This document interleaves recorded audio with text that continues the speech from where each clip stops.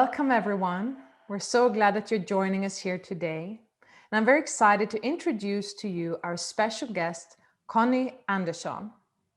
And Conny is the founder of Tracker School Sweden, and he's developing tracking as a way of life to know and expand human consciousness and to know truth. He is an ex-police officer, a whistleblower, an anti-poaching ranger protecting wildlife, and many more things. So it's a great pleasure to welcome you here today, Conny. Welcome. Thank you, Gayatri. So please tell us a little bit about yourself. Well, I'm a man of 54 years old here in Sweden, Stockholm, live just outside Stockholm, at a mansion where I have my school, my tracker school, and helping people to develop a special skill of observation and investigation to strengthen the way of understanding their self and the surrounding around them. Yes. And yeah. And I have actually had the privilege to study your work. And so I'm very fond of your work. And your speciality, one of your specialities is tracking. What is that? Yeah, exactly. Tracking is a natural ability that we all have, all animals have. That is to use all your senses to investigate what is happening. And my skills is also highly influenced by the American Indian way to track. So I have this philosophy of always to know, never assume. But it also my skills that I teach is also with my long experience of a police officer for 20 years. It's the perspective of being a detective. Yes, and that is the very somatic approach to be curious, to investigate. And that is one of the things that I so much appreciate also with your work is this, that it's a somatic way to become more aware, to become more present, and to cultivate my receptivity. Exactly. You have to use your body as a tool, as an instrument, as a way of knowing yourself and knowing the world around you, and to sharpen your all senses. It's not only by your eyes, it's with your ears and nose and touch, but also an instinct and an intuition, of sensing. So when you put all those sensing that we have, like all six senses, it comes to what is happening inside of you. You can't investigate, you can't use tracking if you're not with yourself. So all this input will be insight. So it's an enlightenment strategy to use these old methods of tracking. Yes, and as in many somatic modalities, we meet ourselves when we go inside and when we turn down the internal noise. Things become apparent to us that maybe previously weren't. What is your insight around that? You know, the daily modern man is often so stressed out. So we're losing the contact with our bodies. We are actually running away from yourself, running away from your all your skills, all your ability to understand, to guide yourself, to lead yourself.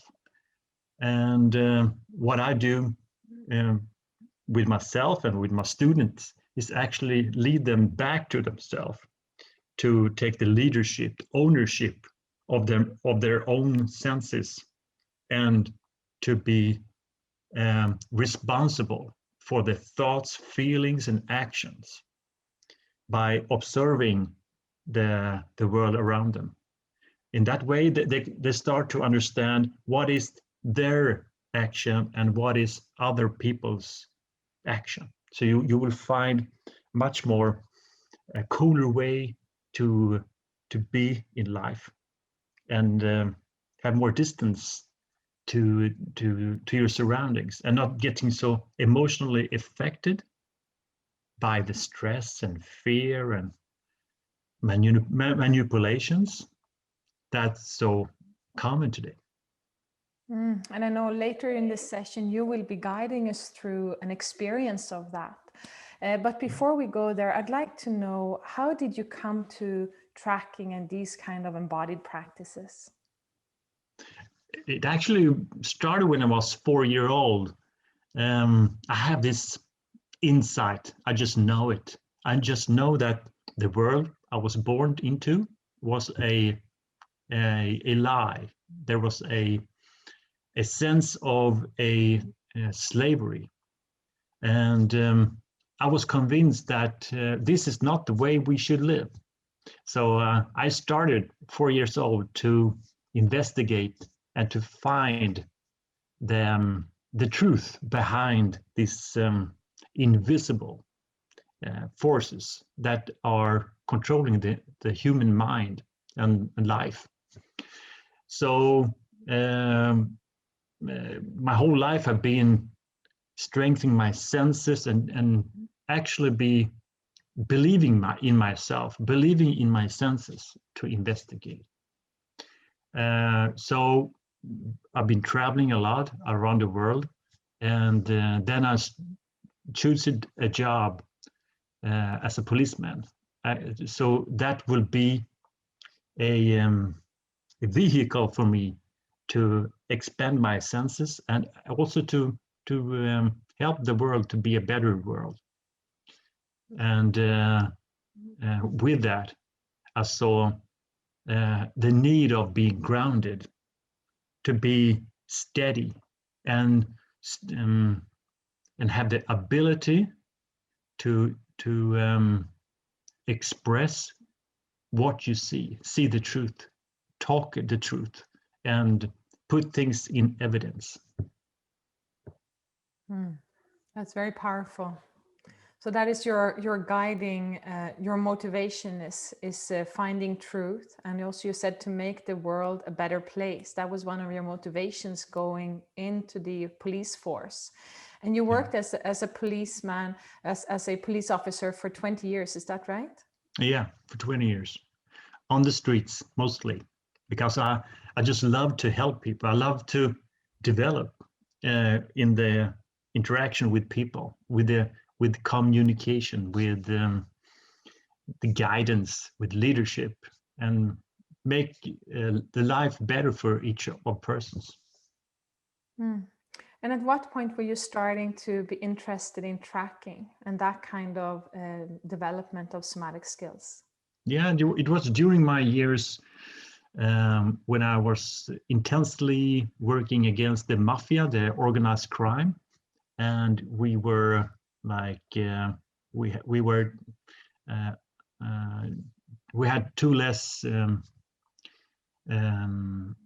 ability to work against them. We were just few policemen, and we didn't have support from the leadership in the police. So I started to think that this type of problem with the organized crime is not a new one.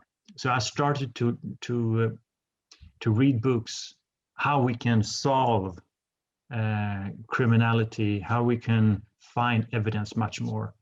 And I start to actually go inside of myself, and I become a better observer. I become a better listener. I start to talk and communicate with people. And then one day I found books about tactical tracking used by the rangers in Africa to protect wildlife, and also the military. And then I found out that the ancient American Indian were the best of tracking.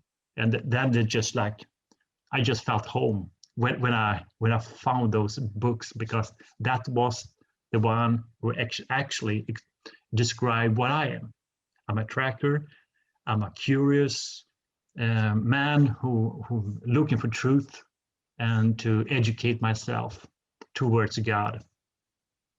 So when I found those books, I started to study. And then I went to United States and found courses about Native American tracking, and then I start to use that in my police work. I got actually a scholarship from the police chiefs to develop these skills, and then I became the expert inside the police of tracking In Sweden, right? in Sweden. Yeah. Mm-hmm. And then at some point you developed your own school, and you have continued to develop this method of tracking into Yeah. several branches, right? Yeah, exactly. 15 years ago, I started my school. In the same time, I was working in the police force because I felt that there were nobody who knew about these skills, and I saw it was so necessary to strengthen our ability to observe, to know by your senses in a independent way. So I started my school and to raise this awareness.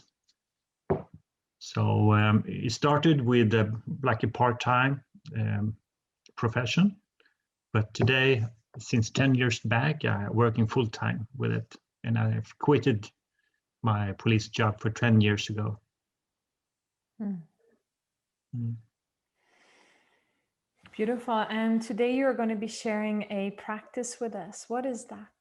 Yeah, it's the basics to make you more grounded, to start controlling your own senses instead of being kidnapped by all this stress, information, uh, so much input around you. So it gives you the strength and the ability to be grounded. And it started with standing straight up, standing tall, standing proud. And what is happening with your awareness is that your body is affecting your feelings, and the feelings are actually affecting your way of thinking. So by standing online in a balanced way, you are also inspiring your body, this human animal, to be aware. It says when you are on your toes, you are aware. Mm. So it's about your posture, being on your toes in a line with your hips, heart, and head. And so, Connie, can you please share a little bit about what are the benefits of these kind of practices? Yes, the benefits is that you are controlling your senses, you're controlling the stress, so you will be much more in control over yourself. So you start seeing instead of just looking. You start to hear instead of listening. So you will be this conscious investigator who can control yourself instead of others will control your senses. You will find this calm, secure, basic grounding way to live, and that will help you to sort your way in life. When you see, you will know, and when you know, you will also understand and also perform and make decisions from it. So it's all about making yourself aware and educate yourself in a higher perspective of consciousness. Right. And you're doing that through the whole of you, through the body, through presence, through aligning yourself and Yeah, movement. And today you will share with us forefoot walking, walking on your toes. Is that right? Exactly. I will show you how to move naturally. We are actually a human animal, and actually all animals are walking on toes. And we, modern man, have stopped walking on the toes. Today we have become a heel walker. So I will guide you how to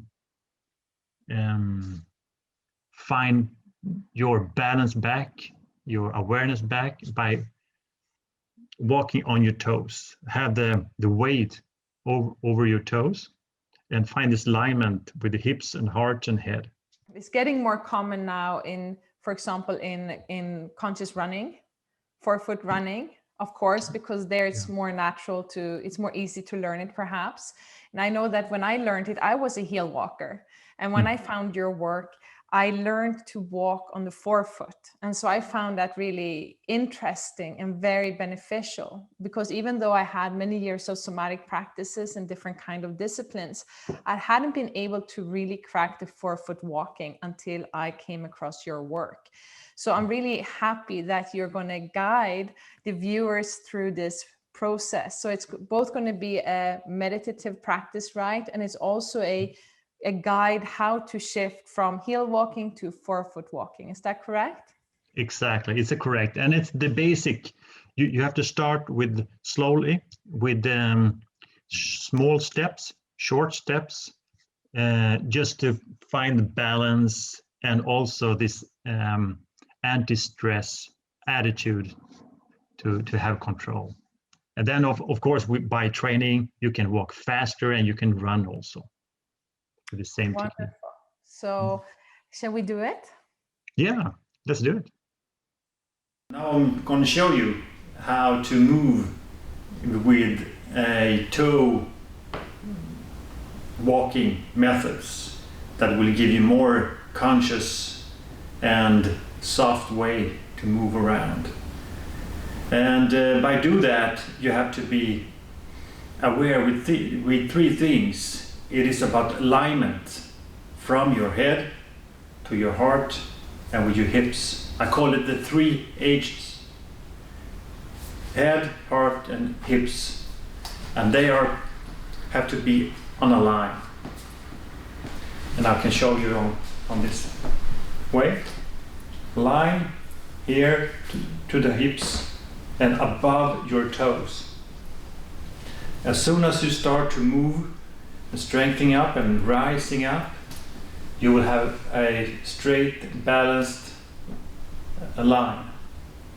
And that's the barefoot way to move, the natural way to move, the conscious way to move, and actually children, animals, and a person who is aware and conscious moving that way.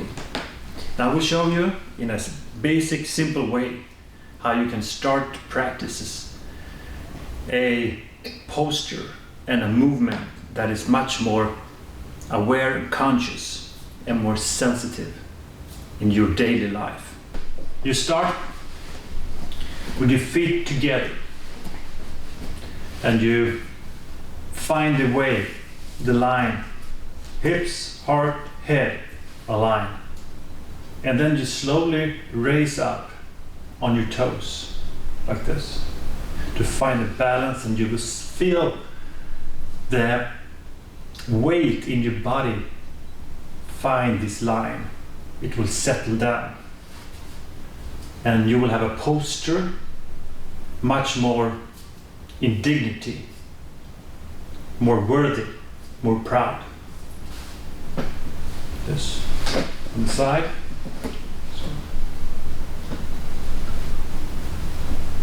This way. So by moving up on your toes, you will start to feel connected with the hips, the heart, or the chest. Open up, and the head is coming up. And there is a reason why you say head to toe. That's a natural way to go, to walk, to live. Head to toe.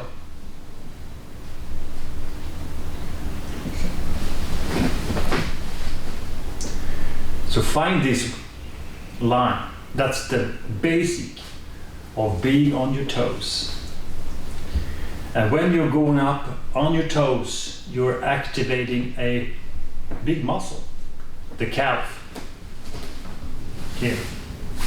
The calf muscle is also called the second heart. And since we are a two-legged being, the blood is down on the foot and the heart is pretty high up. So by moving, using the toe, walking, you are actually activating the muscles in the calves, who help pumps up the blood to your heart. Like this. With this posture, you're activating also nerve systems in your foot that is connected with your mind, your senses, your awareness. Like this.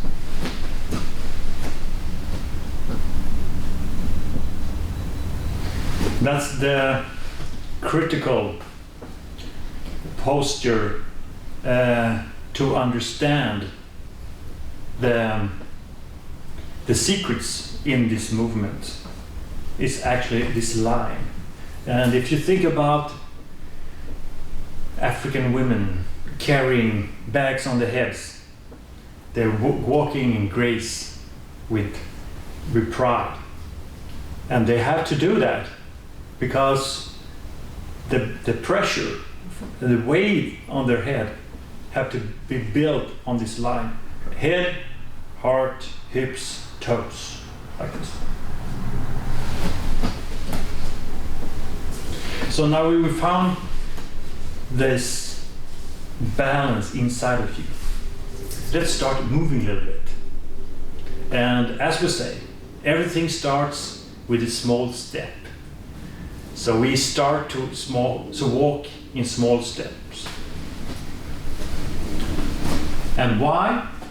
It is because we need to have the balance, control over our balance, so we don't fall. Losing the balance, we'll keep the balance inside of us.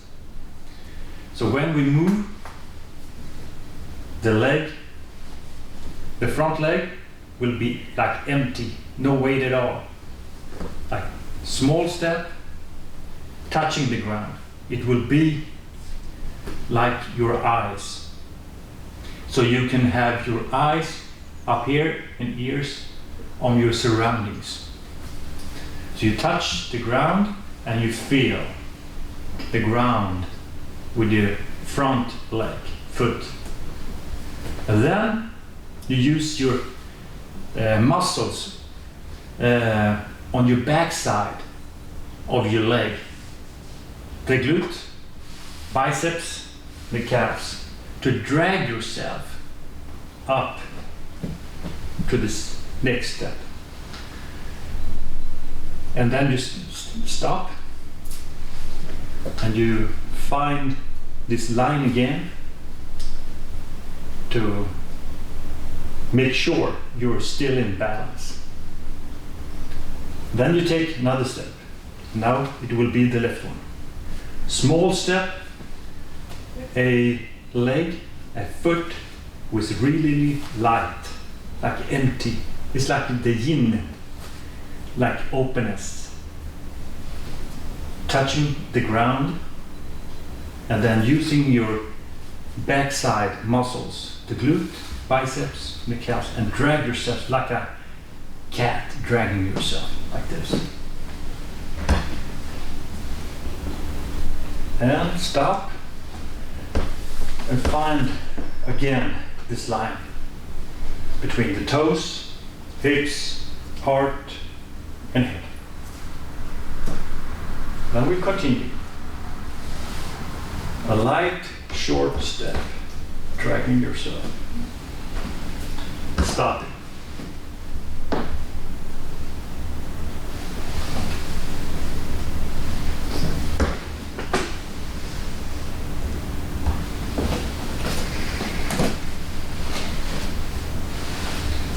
step, landing with your toes, the ball of the foot, down there, heads up, dragging yourself here to the stop. Short step, dragging yourself, and stop. Be aware of this line. Hips, heart, head.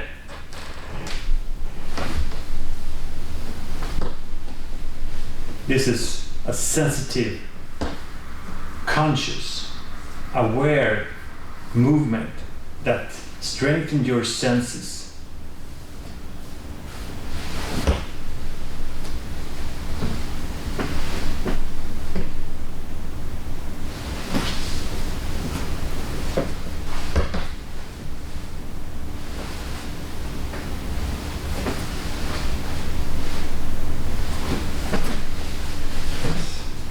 So by now, we're only walking from legs together to foot together. Foot together, foot together. So we stop every time we put the foot together.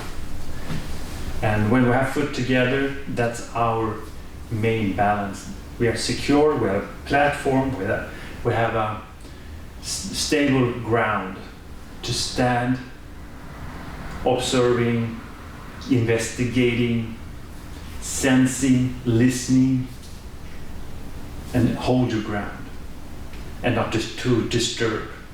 This is actually not to disturb your surroundings, and instead of investigating surroundings disturbance.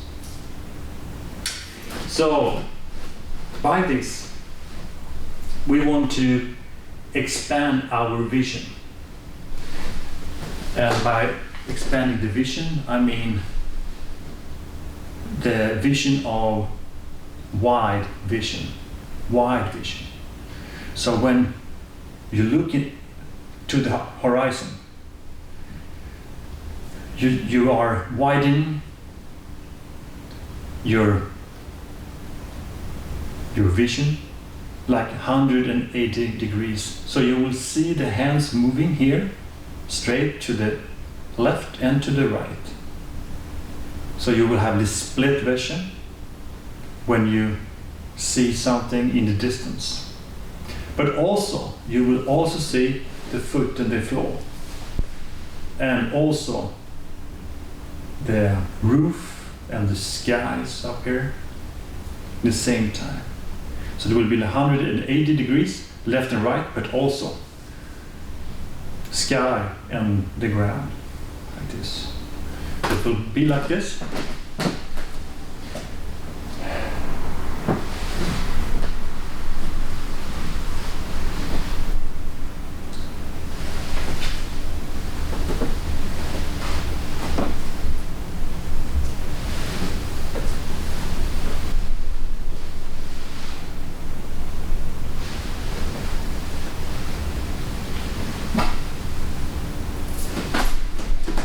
And you see what happened with my body when I opened my consciousness with my vision. 180 degrees, this wide vision. You see my heart is open, my mind is open, my whole body follows this way of being opened, receiving information. Input will make my insights, what is happening with me and the surroundings. My body is my tool to investigate the world beyond me. So here, left and right, ground and sky, moving.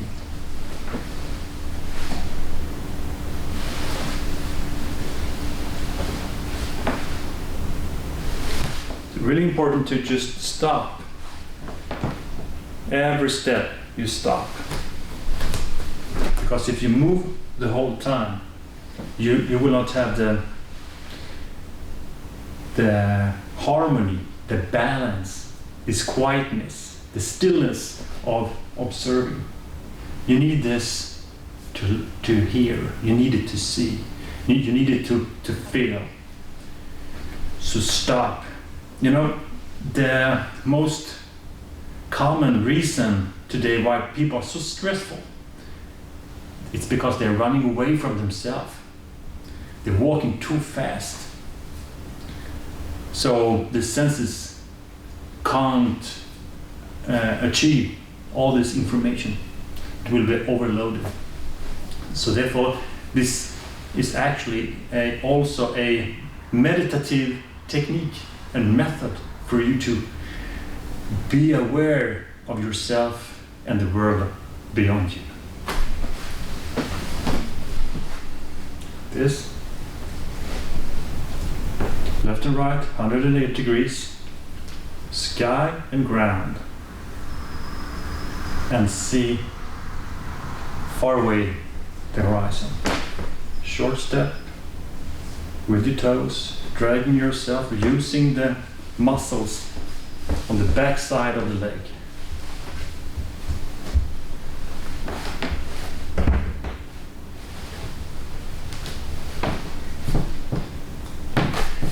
That is the basics technique to help you to be much more aware, conscious in your daily life, and then also stress reducing you wherever you are and do in your daily life. So enjoy this, practice, and send me a letter and talk about your experience. I would love to hear that. So thank you so much for that practice. I, of course, really enjoy that. I've done it before with you, but it's a great reminder to take it back to the foundation, to start to retrain oneself to shift from heel walking to forefoot or toe walking. So you also have, I know this is like a first step. What would follow after this kind of practice, after you had integrated this kind of way of moving? Well, you put your senses combined with your posture and movement. And as I showed you, you're using this wide vision technique, but you're also using how to understand the world by tracks. You know, tracks is a movement that everything is created by. So everything is tracks. So understand the world around you is actually to see tracks, listen to tracks, and put them together. It's like a big puzzle. And the philosophy with that, with this movement, is that you can only know by seeing or experiencing, never assuming. That you will always confirm or exclude what you see. And it's the way of looking for the truth and the meaning, because everything has a meaning. So when you see the meaning, it is the intention of the movement that you see around you, to experience around you, but also with yourself. You have a meaning with your life. It's a meaning what type of clothing you're using, or which people you are meeting, what work you do. Everything has a meaning. And those parts, those puzzles, you bring together when you're standing in that posture. You open up like the sentinel, like the scout, like the tracker. You can see the world much more clear. And I love that wide vision. Yeah. It's really, I think it's very impactful to just to also, I've done a lot of training, sensing with my eyes closed and of course moving as well and all these things, but to just stand and expand my vision beyond what I thought previously was possible. I think, I can only see this far. And then with practice, that range really changes and I am able to perceive much more. Exactly. And this wide vision, it's a vision with a sensitivity to movements. It's much more sensitive to see movements out here on the wider perspective than here, but also much more sensitive to light. So in darkness, you see much more light outside here on the wide angle perspective. But it also opened your mind.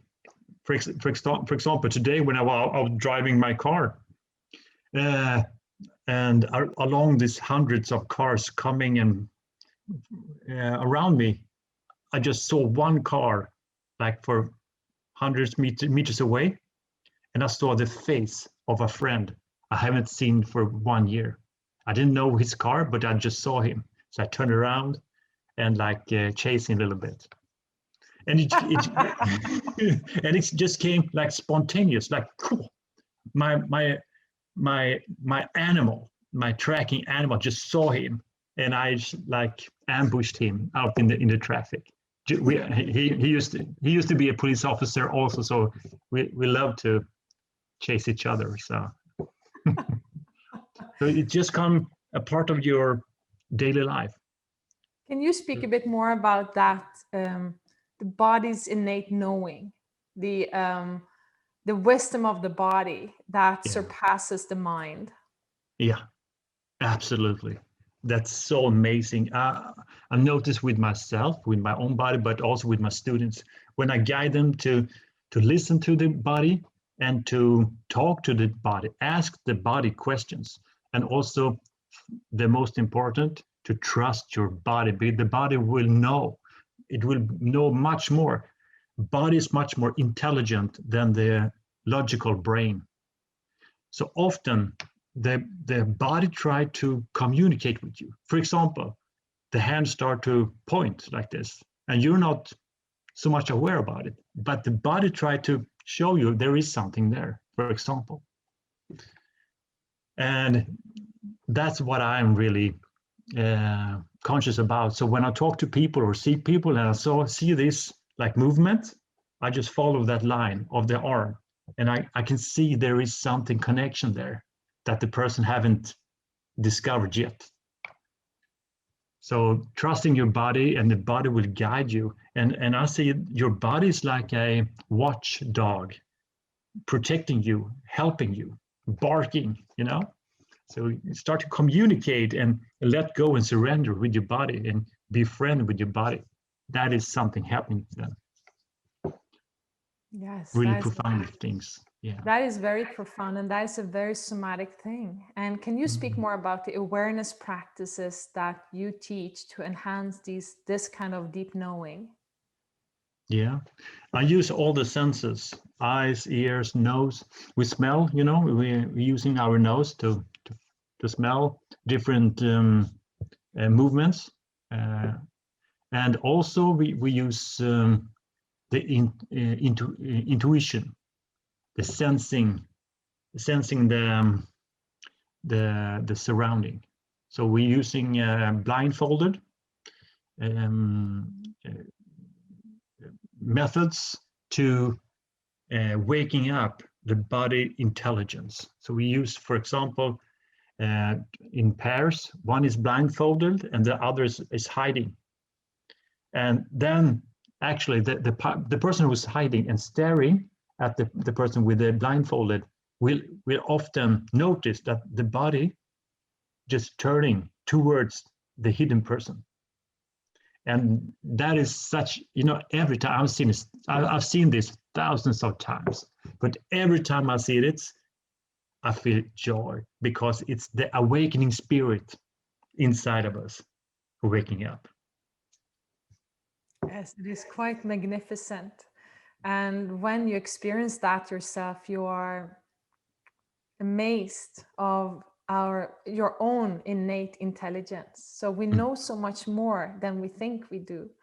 And so I've appreciated your work so much for bringing so many back to that deep knowing, that deep intelligence, and for starting to trust that in oneself again.